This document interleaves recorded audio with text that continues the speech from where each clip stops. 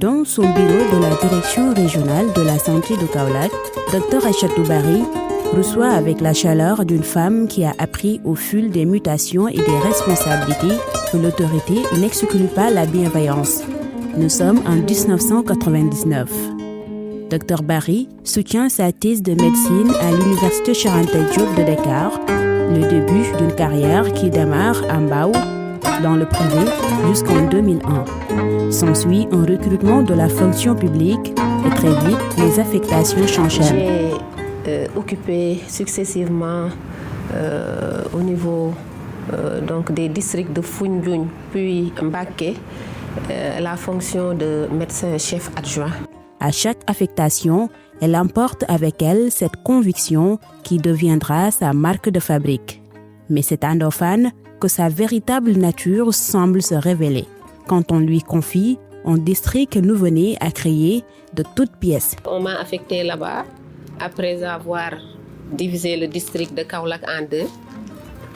Quand je suis arrivée, j'ai trouvé un poste de santé où il y a un infirmier et une sage-femme et le personnel communautaire. Et il fallait mettre en place toute l'équipe du district.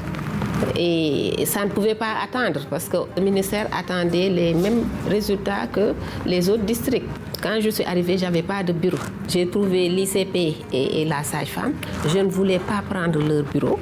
Pendant 6 ans, elle aura façonné le district de Ndofane avec patience et méthode. Là, elle apprend que diriger, ce n'est pas occuper un poste, c'est poser des fondations. Je pense que le champ d'action de la santé publique dépasse le domaine des soins. Donc ça embrasse globalement l'amélioration globale de la santé des populations et ça intègre aussi la promotion des comportements favorables à la santé, la prévention des maladies et tout ceci dans une approche multisectorielle et qui implique totalement les populations.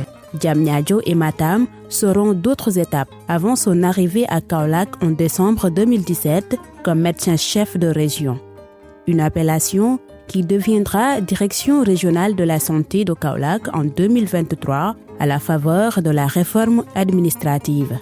Place à l'épreuve des chiffres, à Kaolack, le taux de mortalité néonatale était l'un des plus élevés du pays en 2017, 36 pour 1000 naissances vivantes, un indicateur lourd, presque accusateur. Et nous avons eu à réduire vraiment drastiquement ce taux de mortalité qui, en 2023, avec l'enquête démographique et de santé, est tombé à 11 décès pour 1000 naissances vivantes. Vraiment, ça, c'est une prouesse et on l'a réussi grâce à la mise en œuvre de plusieurs stratégies. On a pu avoir la médicalisation de la garde au niveau de la pédiatrie de l'hôpital. Parce que là, les gardes n'étaient pas médicalisées. La nuit, on ne trouvait pas de médecins au niveau de la pédiatrie. Aujourd'hui, je pense que les médecins sont au nombre de 9 là-bas. Directrice régionale de la santé de Kaolack, être femme à ce niveau de responsabilité n'est pas anodin. Elle reconnaît sans détour la conciliation entre vie professionnelle et obligations familiales reste un exercice d'équilibriste. Ouais, j'avoue que ce n'est pas facile.